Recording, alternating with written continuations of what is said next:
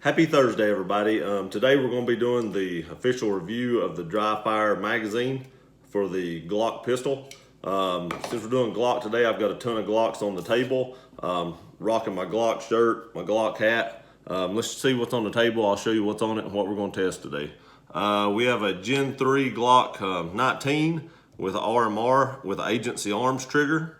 We have a Gen 4 that has a Apex trigger shoe, and that's the only thing. I didn't change the trigger, it's just the shoe. We have a Gen 5 that's bone stock. We have a Gen 3 that's bone stock.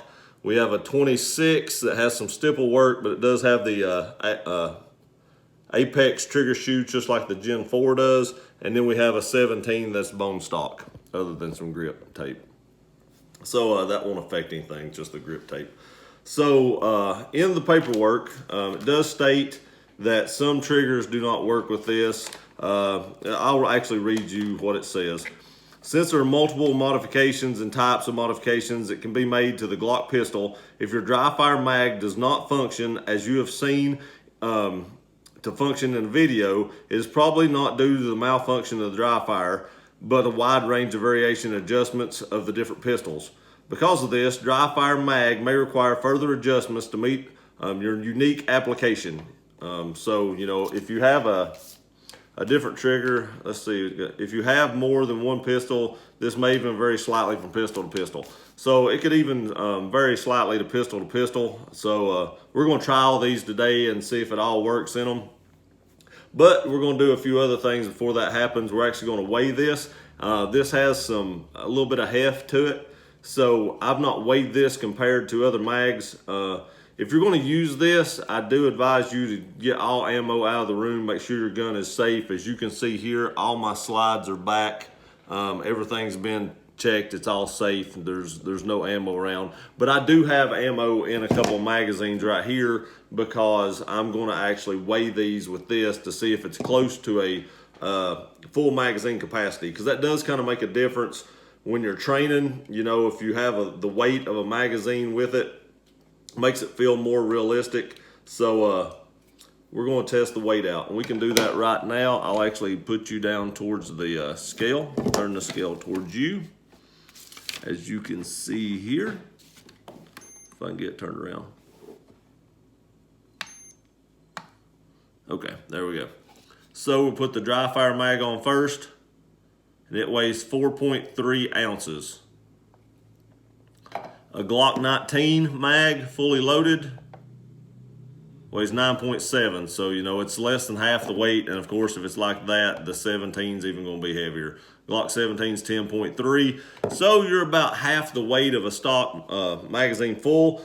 But if you take a Glock 19 magazine empty, it's 2.4, 2.5. So it's about twice the weight of a stock mag. So you are getting a little bit more weight with it, which is good.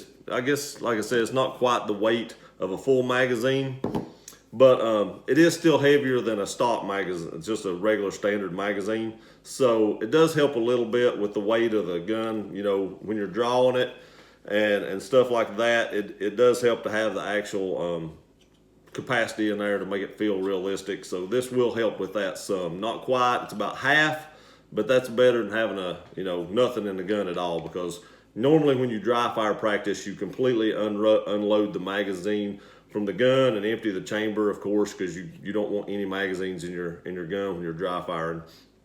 So you've actually got the 2 point some ounces even out of it. So if you deduct that off a full magazine and add this, you're just a few ounces away from being a normal standard weight of a full magazine, fully loaded pistol. So what we're going to do now is we're actually going to insert these in the gun and see if they work, and just see if anything's different in any of these firearms. So the Gen 5 is actually my carry gun. My holster's not come in for the TLR7 yet, so I've not switched over to that. This is still the Enforce. But this is my carry gun every day. And what they say to do is actually rack the slide so it sets the trigger forward. You insert the magazine. It is a little stiff. Make sure it clicks in place. And your first trigger pull will be really heavy. You can hear it click. And what that click is it drops the firing pin. Now the magazine or the DryFireMag is ready to work. You can feel right there, it has about a 5.5 pound trigger pull, they say, from the factory. It's where they set it at. They do have other springs if you want to change it out, which I won't change this one out. All you do is stick a flathead screwdriver in here, in between one of the coils, and pull it back and pull it out, and then drop your other spring in. There is also a Phillips head screw in here, inside this little hole here, and that is to adjust the tension in case you want to make it stiffer for trigger pull, like if you want to go up maybe 6 pounds, or if you want to drop down to 5 pounds. It did say only like 1/8 of a turn, I think it was, for that. To increase the fill or release of the stimulated firing pin, locate the Phillips head screw on the lower hole, which is this hole here. To lighten the fill of the release, turn the Phillips head screw counterclockwise 1/8 of a turn. Reinsert the magazine and test pull. The screw may only be turned 1 more 1/8 of a turn in the same direction. So there is a little bit of adjustment, but not a ton. And you can also adjust for pre-travel and over-travel also for the trigger if you would like to do that with this top screw. So as you can see here, this one did work.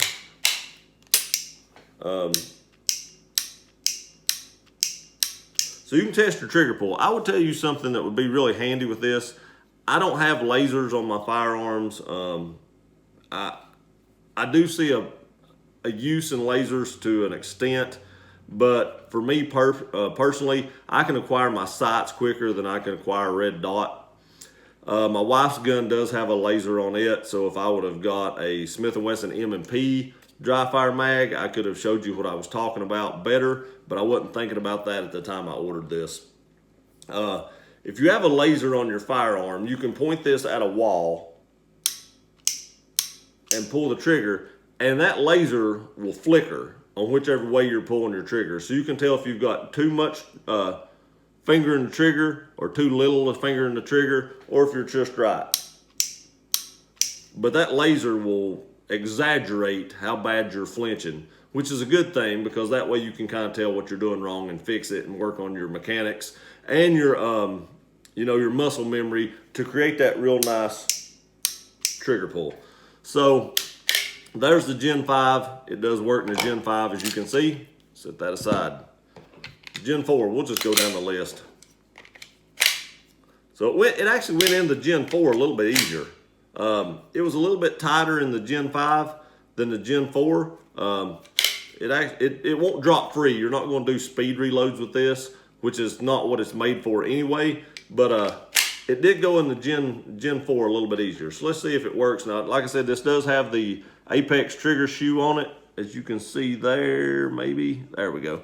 But that shouldn't affect anything, because it's just the trigger shoe and not the trigger bar or anything like that. So you heard the click where it dropped the firing pin.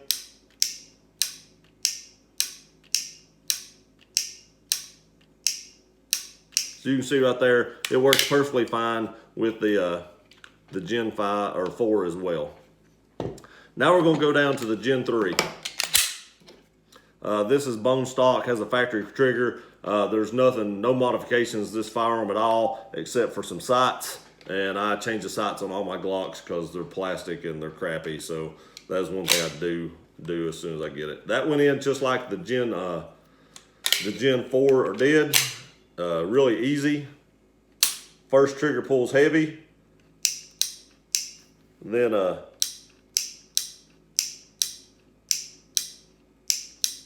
works perfect with the Gen 3 also.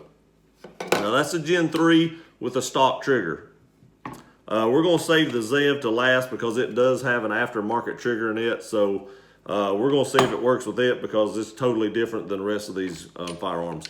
The 26, even if you have a little 26, which is the baby Glock, my personal favorite Glock is a Glock 19. That's why I have like 4 or 5 of them.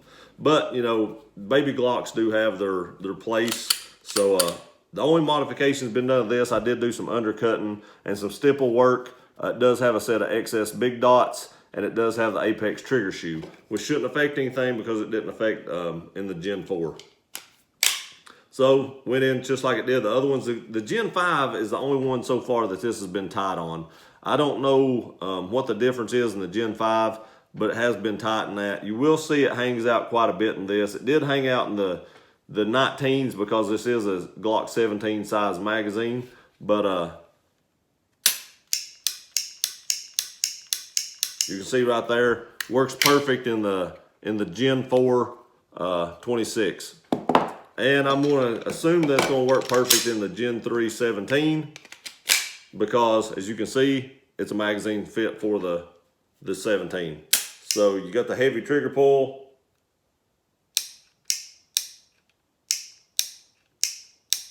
Works perfect, no problems at all. So every one of those Glocks right there that basically had the stock trigger bars in them, everything worked perfect in it. Now let's try the Zev with the Apex trigger. This gun has been highly modified. You know, it's got a bunch of stuff done to it. I have reviewed this pistol. If you want to see the review on this, go back in my channel a little ways and you can see everything I've got done to this. But it does have the Apex drop-in trigger.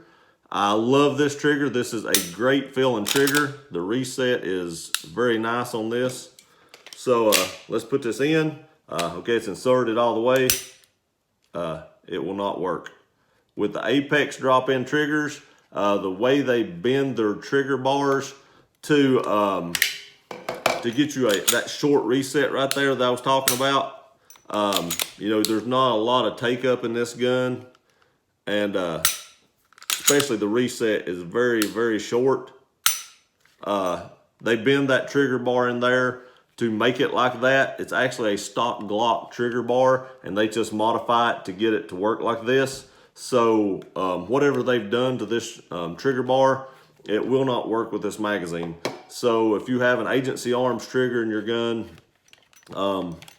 this will not work. And they do say you can adjust it. I'm not going to fool with this because it works on the other guns, and I don't carry this agency arms. Or not agency arms, sorry. I don't carry the agency arms trigger. I don't carry the Zev gun at all. I used to carry this, but I don't anymore. I carry my Gen 5 all the time. So to me, that isn't a big deal because I'm never going to use it in this gun. But let's go back to the Gen 5 for a minute.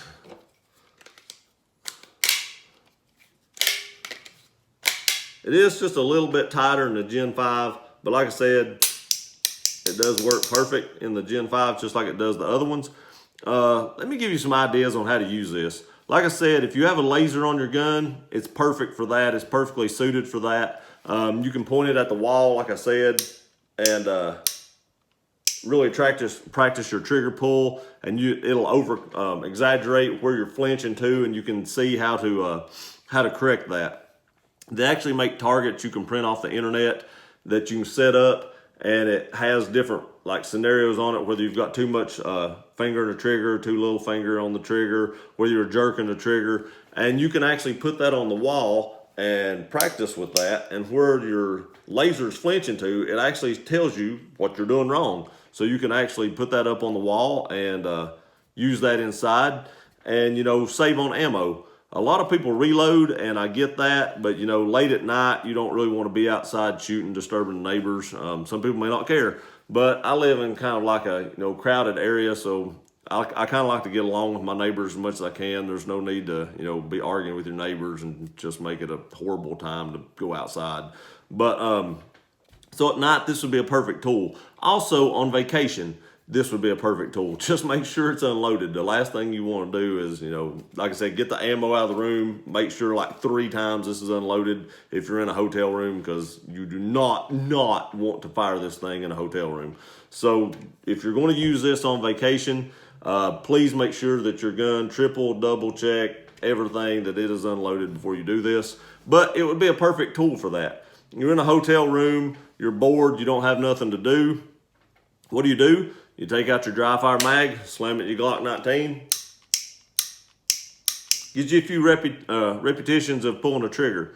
It's just something to do and have something to do. Usually when you're on vacation, or if you're on some other kind of trip and you've got your firearm with you, it's it's a way to pass the time. You get bored like that, and you can only go out and do so much stuff every once in a while, and it gets dark, and you may be back to the room, maybe tired or something, but you're not tired enough. You just couldn't get a few dry fire practices in.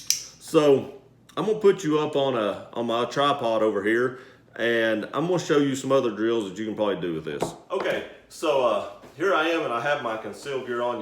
Since I was doing all this tactical stuff, I wore my multicam because the ladies love the multicam guys. So put your multicams on.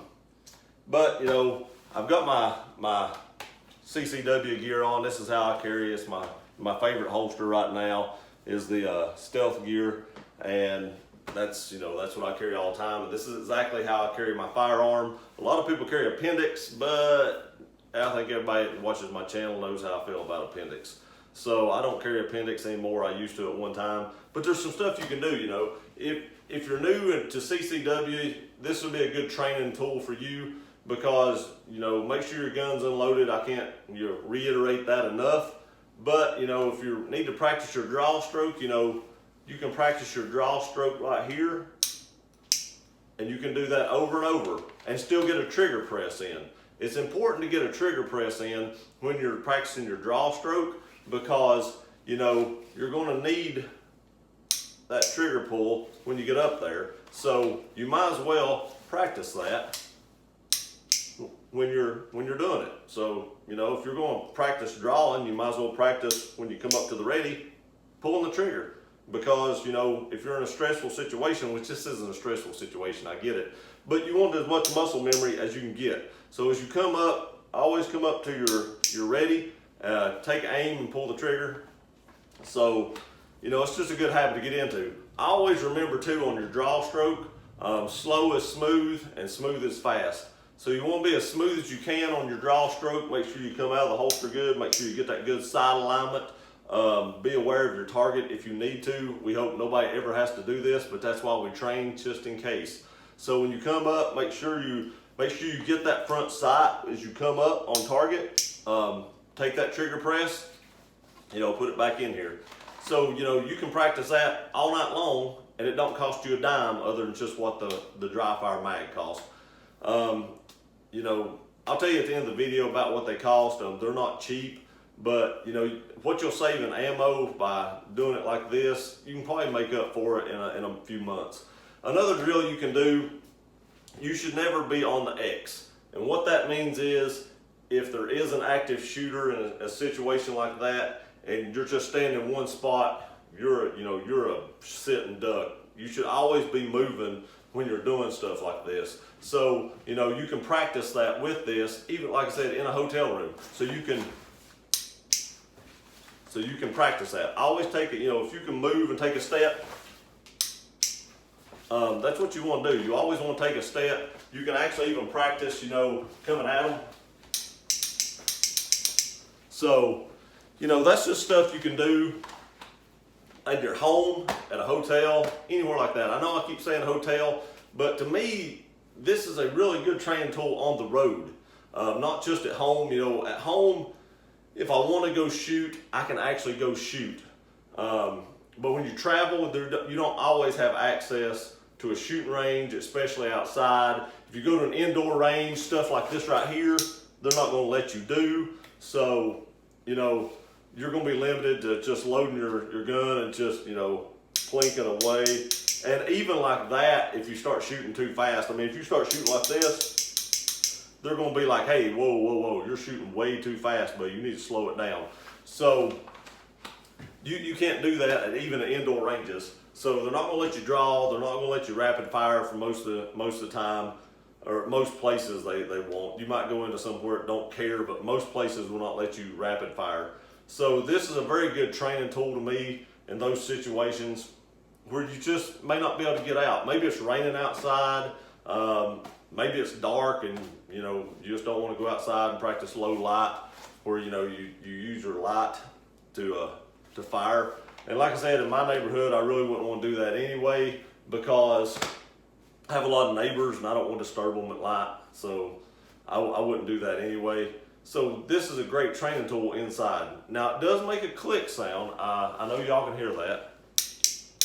So you do have to contend with that. It doesn't bother me if I was in my bedroom for 3 hours going.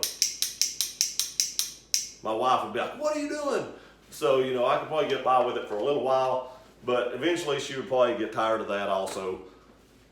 But if you did this for 30 minutes a day, especially somebody new practice their draw stroke for 30 minutes a day and just practice coming out, meeting, rolling your hand into it, getting your sight picture, and pulling the trigger. Get that trigger pulled down. Great tool. I do recommend this product. I think it's a great product for just what I mentioned. And this will be going on vacation with me this year, everywhere I go, just because I get bored at night, and at least this, helps hone my skills a little bit. And you are your own first line of defense. No matter what you think, unless you're standing right beside a cop, you're your own first line of defense. So the more proficient you can be with your firearm, the more proficient you are with the skills that you have with that firearm, the better off you're going to be in a situation if you ever arises that you need to use that firearm. So get this mag, train hard, get muscle memory for your draw stroke and your trigger. This would actually help me practice my draw stroke too, because that's one thing I always hated doing, was just practicing a draw stroke, practicing a draw stroke, practicing a draw. It gets old and repetitive, and I didn't like that. But if I can practice that and get a trigger pull in, I'm probably more likely to do it, because I feel like I'm honing two skills at one time. I'm not just honing one skill. This shirt's huge, but I'm not just honing one skill there. And without this in, what you have to do is you have to actually come up. For those of you who don't know, I imagine most of you probably know what dry fire is, but you come up, fire the gun, then you have to rack the slide again. This actually takes out the whole rack and the slide. So, your trigger resets every single time, and you can just come up and fire it. So, to sum this all up, I do think this is a good product. It does have a good feel to it and a good weight. You're just a few ounces away from a full magazine. By the time you count the fact that you've taken your magazine out of the gun to dry fire. So, it's a lot better feel than you'd have if you was just dry firing the gun. Would I buy this product again? Yes, I would. The product is $99 on their website. Is it worth it? I think it is, just for the simple fact of how I'm going to use it. And I think you can incorporate that into your system too, where you can use it at night and use it on vacation. And anytime you can't get out to the range, you can still be practicing. So it's a cry once type thing. You cry once, you buy it, and after you've got it, and you've got it forever. They do sell these for, like I said, the M&P pistols also. So if you have an M&P, you can use or buy one of these for it too. I said in the other video, you can use it on left-handed guns because they have the cutouts on both sides, just like a standard Glock magazine. So if you've taken your magazine release and flipped it around for left-handed shooters, it will still work with that. So no issues there at all. If you have a Gen 3, Gen 3s won't flip, but if you have a Gen 3 or higher, or Gen 4 or higher, if you got your magazine release flipped, it will still work. So that's a good thing. Like I said, you're not going to get speed reloads. That's not what the thing was designed for. So, if you wanted to try a hung up magazine, it'll still come out fairly easy. So you can actually do that. But for a speed reload, that wasn't what they designed. But for speed reloads, you don't have to have a magazine like this in. You can just practice that just by dropping a regular mag and putting another one in, just to make sure they're empty. That's my review of this product. I think it's a great product, especially if you incorporate it with a laser. Now, would I get one of these for my wife's M&P? Yes, this would be a perfect training aid for women. There's some women shooters out there that are really good shooters, and don't take me like, say anything about that. But, for the most part, women that I've talked to around here are more intimidated about guns. And I'm not saying anything bad about women, because there's a lot of really good women shooters, man. I mean, there's competition shooters that can way outshoot me that are women. But for the majority of the women, out there that are a little bit intimidated for firearms. So really, this would really help them hone their skills. If you're going to carry a firearm, I do believe you should hone those skills. So if nothing else, you can buy this for your wife and or girlfriend and let her practice with this, and get her trigger control down. And I do see where a laser is highly would highly help with that. And like I said, my wife's gun has a laser on it, so I may actually buy one of these for her so she can actually practice this. If I would have been thinking about that then, I would have probably got the M&P one just so she could have practiced with it. And I will probably actually order an M&P one so she can use it, because she don't go to the range as often as I do, and she doesn't even want to go to the range as much as I do. She believes in self-defense and the Second Amendment, but she just doesn't practice as much as she should. So if I got something like this where she could do it at the house, even sitting down, you can even do this sitting down. So if I bought her one of these and she could use it in the living room or wherever, she's probably more likely to do that than she would be to go to the range. So that's even a better option right there than even probably the vacation thing or anything like that. For people that have wives that's intimidated by firearms, or not only intimidated but just doesn't have the want to get out to go to the range, this is a great product for them too. Like I said, it's $99 on their website, DryFireMag.com, I believe it is. So go check them out if you want one of these, and we'll see you next time.